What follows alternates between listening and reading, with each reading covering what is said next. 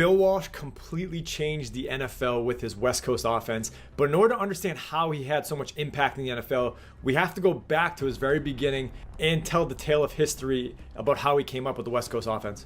In 1957, Bill Walsh takes over as the head coach at Washington High School in Fremont, California. And this team that he's taking over is bad. They haven't won a league game in 3 years, so Bill Walsh has a lot of building to do. Now, in Coach Walsh's first year, his starting quarterback, Hero Coratori, great athlete, but he ends up going down with a collarbone injury. And then Bob Hidalgo needs to take over as the backup quarterback. Now, this is a significant part of the story because it forces Walsh to innovate his offense around his new player. And every great coach should do that. They should take what they have and innovate it around what quarterback and receivers, running backs that they have in order to be successful. And this is exactly what Walsh did, and it's exactly what he does later in the story here when he's at Cincinnati. But this is the foundation of Coach Bill Walsh and how he was able to adapt to his new systems. Now, Walsh has some success in 1958. He ends up winning a league title. And then 1959, he ends up going out to Berkeley under Marv Levy and working for him. But in 1959, Walsh actually leaves the high school rankings to get into the college rankings, and then eventually will end up in the Raiders in 1966 as an offensive assistant.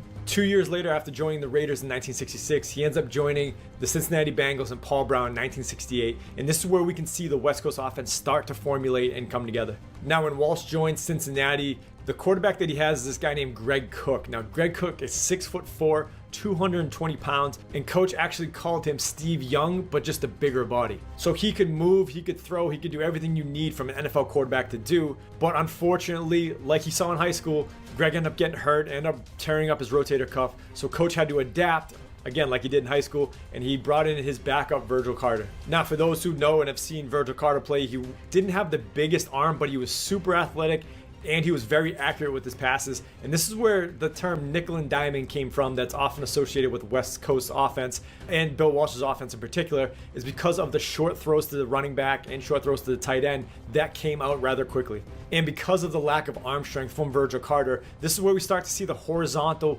passing a game start to formulate that the West Coast offense is famous for, and not so much the vertical stretch that Coach Walsh was able to do with Greg Cook, who had a bigger arm. Here.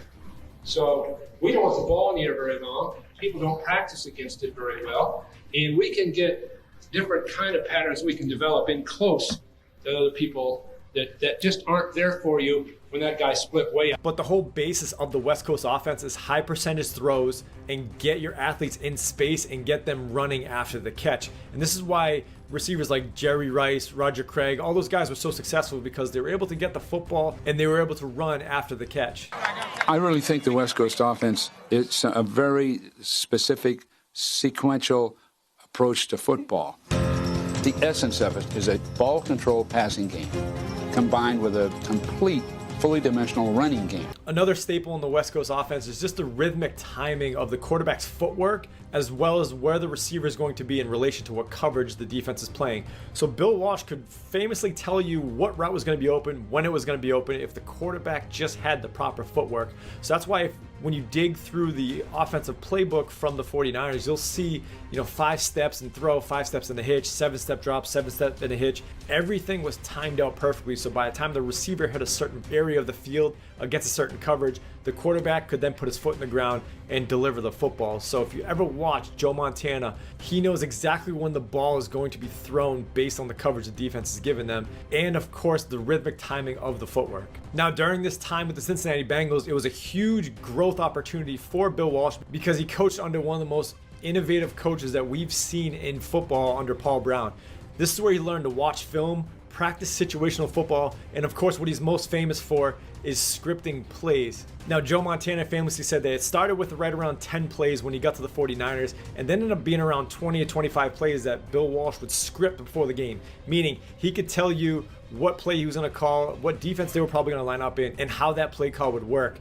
You see colleges, NFL teams all the time, they usually script the first 10 plays because they're going to see what the defense is going to be running, how they're going to react to certain sets, certain motions, and certain formations. So a lot of teams will script the first 10 plays, but Walsh would script the first 20 to 25 plays. So now back to the story. In 1975, Paul Brown decides that he's going to retire, but instead of promoting Bill Walsh, he promotes another assistant to head coach. Bill Walsh ends up leaving the same time that Paul Brown did. He does a short stint with the San Diego Chargers. He does a short stint at Stanford, where he brings them back to a winning record. And then right around that time, time the NFL team that's right in their backyard, the San Francisco 49ers, calls and asks them to revive their program because San Francisco did struggle for a little bit. And this is where the 49ers actually start to take life, because Coach Walsh takes his system that he's been developing over the years, this West Coast system, and implements it with 2 Hall of Fame quarterbacks with Joe Montana and Steve Young.